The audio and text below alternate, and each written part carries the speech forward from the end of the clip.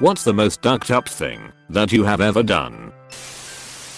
I worked at a super shady telemarketing company right after high school. They made people think they were a charity, but they weren't. They sold stuff supposedly assembled by handicapped people, and I talked in a voice that led people to believe I was mentally handicapped so they would feel bad and buy from me. I've never hated myself more, and I deserve to have my ass kicked. The same thing happened to me. I don't want to ask anything personal, but are you from the Detroit area by chance? Some of the charities they had us reading for were the Fraternal Order of Police and Vietnam Veterans of America. One day me and couple of other guys went in for a shift, and it was closed. We found out later they'd been shut down. Nope. This was in St. Paul. Silk underwear was a thing way back. I shat myself once while on a sled with my brother. I somehow managed to unzip and bury it while crying in anger and frustration. Mom found it while walking the dog. I cried again. I shat myself once trying to force out a fart whilst hanging upside down on the monkey bars. I must have been around 9. Anyway, I got them off and put them in the hollow of a tree trunk and put dried leaves on top of it. Man. I shat myself when I was 9 and hid my knickers behind a piano. Years later my dad sold it. I hope they had completely rotted away, but it seems unlikely. Pissed myself at a friend's house, then his parents had to replace the carpet. Edit. All these I peed myself 2 stories do make me feel better. Thank guys, aha. Cheers for the award too. Lol. How old were you? MMM. Gonna say 16. Yeah, it was embarrassing. I held too long to do my turn on a board game we were playing. Thought I could make it. It streams out of your trouser leg. Especially if you're a guy. I stole some Mother the cards from our church and convinced my little cousin to go with me door to door selling them, saying we were trying to raise money for the less fortunate. We then used that money to go buy snacks at 7-Eleven. I was 12, and to this day I randomly wake up wondering WTF was I thinking. Doesn't sound like it's the most ducked up thing ever, but it did stick with me. Edit. I didn't mean for this to turn into what it did. I saw a post and thought I'd share this stupid crummy memory. I wasn't trying to start this debate or shit. I was just sharing a memory with y'all, but like always, Reddit does what Reddit does best.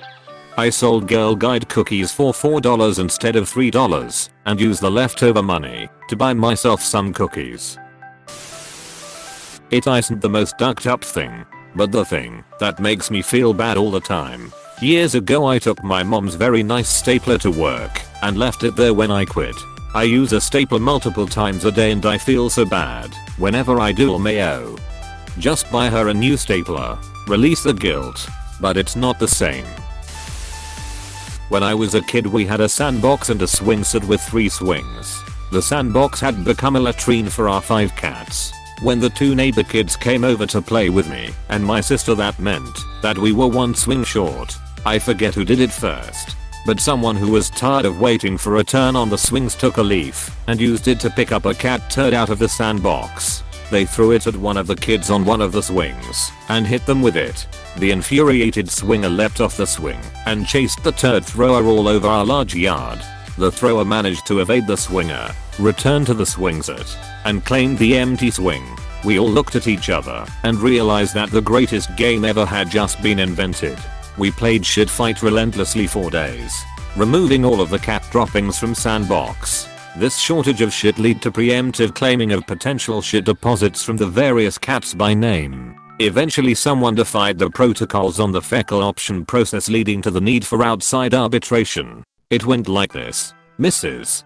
Pete 1729. I claimed dibs on Fluffy's shit, but Dale took it. My mom, once fully informed of the game and its rules, put an immediate stop to shit fight in a very emphatic way. Are you familiar with Toxoplasmosis gondii? After that game, you and everyone involved should be. We were outdoor children of the 60s. You couldn't kill us. When I was a kid, a friend of mine came over for pizza and left. I was upset that he didn't stay to hang out. Heard something at my window, and it was him getting my attention, asking if he could have the leftover marinara sauce. I said sure. Slightly opened the little marinara container and tossed it to him. He had on a brand new Tommy Hilfiger winter jacket. One time I hookshot a pizza crust out my window, over my car, and into the lap of a coworker in his vehicle next to me. Perfect shot. He was momentarily confused, then mad, then laughing within a few seconds. Is that a skill you can get good at, or was it just luck? When I was a kid I brought a caterpillar to show and tell, and I kept forgetting to bring it leaves to eat, so I accidentally ducking starved it to death, and I still deal with the guilt. You have felt the guilt long enough. You are forgiven. Let this random internet stranger release you from this bond. Oh, do me next. When I was in 9th grade I accidentally flipped off a soccer coach and a group of 7th graders because I was taking a selfie with a friend, and I was dumb, and I think about it like twice a week. Had one of those homemade stress balls with flour at a friend's house and I squeezed it way too hard and it burst everywhere, so I just tipped, and he got grounded for a week and made to clean up the mess. Put my hand over my brother's mouth and nose while he slept. I don't know what I was thinking. I was like 7. Is he alive? How alive would you describe a vegetable?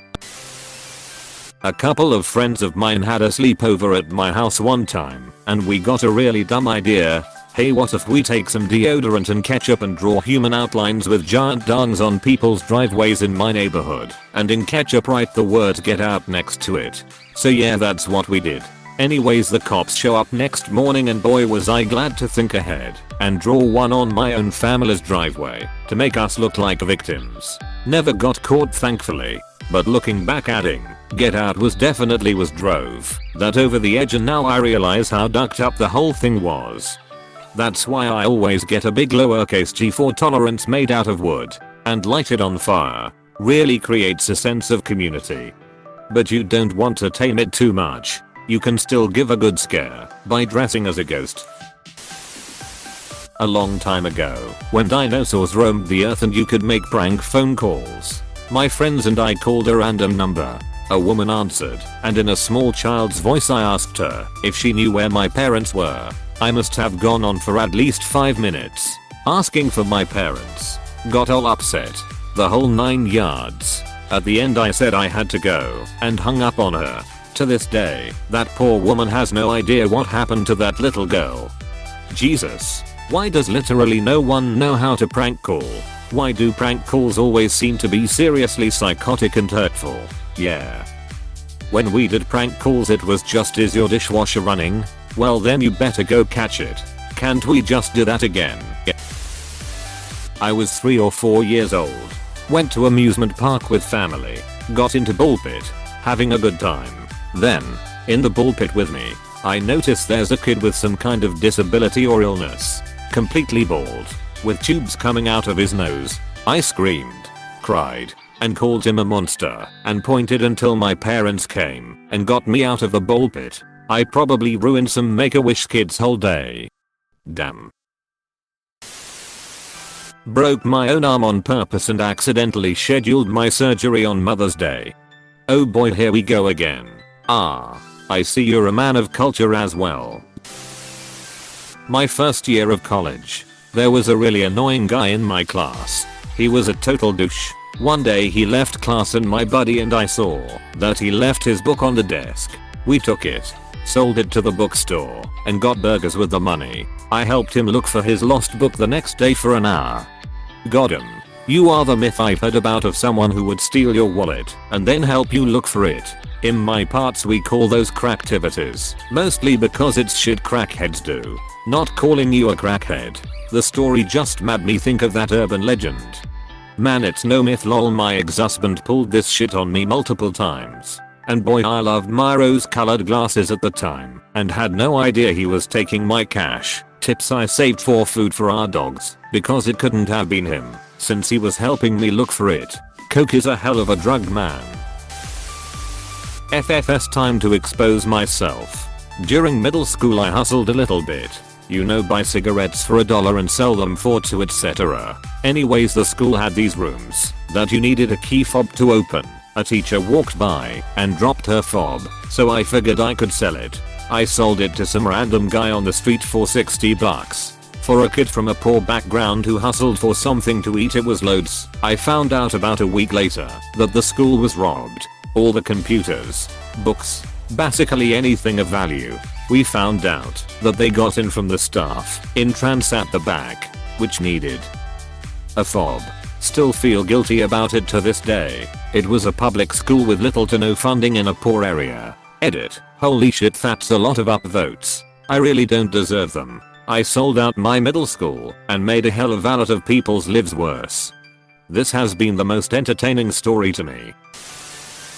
We had a marathon race the entire school. I was in second place most of the race and the guy in front of me would have won no doubt. Instead I told him it would be a good idea if we both ran across the finish line together. He agreed, only for me to run ahead just a few meters before the finish line. I won, but in the most shitty way ever. It was a good lesson though. If I can't win properly, I'd much rather come second. How many marathons have you ran since you learned this lesson? I'm curious if it ever came to be of any use. I'm not proud of this, but I stopped talking to a girl I was interested in because of her home life. We were getting to know each other, and I was invited over. Drove over there, and her house was absolutely filthy. Didn't see any roaches, but wouldn't be surprised if I saw one. I stayed there for most of the day hanging out and talking, but in the back of my mind I couldn't wait to get out of there. She was living with a friend's family of anywhere between 7 to 9 kids. Because she was having drama with her own family, the house reeked of animal urine and there was just trash everywhere. The carpets felt sticky/tacky. I was just plain uncomfortable. After the day was over, I went home and practically burned my skin off in the shower. I don't know what it was, but going there gave me so much anxiety I didn't know how to deal with it. So I just ghosted her. Don't even remember her name anymore. I felt like such a piece of shit typing that out. I did this. Got back in contact with an old high school friend and he invited me to hang out. His apartment was the worst I have ever seen. Filth everywhere. Flies. I gagged a couple times. I absolutely refused to try using their toilet. So I held it. He literally ran to the couch when I got there and shoved a massive pile of garbage onto the floor and happily exclaimed that I could sit there. I only stayed about an hour, but couldn't suppress my gagging from the smell. Ghosted after I left. I just couldn't. I just couldn't. Yeah. My girlfriend and I went to join a D&D session that was being run at a friend of a friend's apartment. We arrived and it was easily in the top 3 filthiest places I've ever been. I didn't feel right taking my shoes off, but it was expected. So we stuck out the one session and then bolted to shower and throw out our socks. I'll never forget the layer of grime covering the bottle of scrubbing bubbles on the counter in the bathroom. Even the cleaning supplies were filthy. My friend was also my coworker, so I wound up having to tell him why we wouldn't be returning, which was a bit awkward, but we just couldn't deal at all. My friend and I played Poo one Saturday evening on campus in college. Now the traditional way of playing Poo is to simply put a piece of poo and smush it into a crumbled up dollar bill, and when someone finds it in excitement, they get poo on their hands. It's evil already by itself. However, a third wanted to join in on the fun, and he's a huge Star Wars fan. He had a huge wad of fake $10 dollar bills with Jar Jar Binks' face on it. He won them as a kid at Chuck E. Cheese. He said each bill was 5 tickets each, and bought a wad with the 100 tickets he won.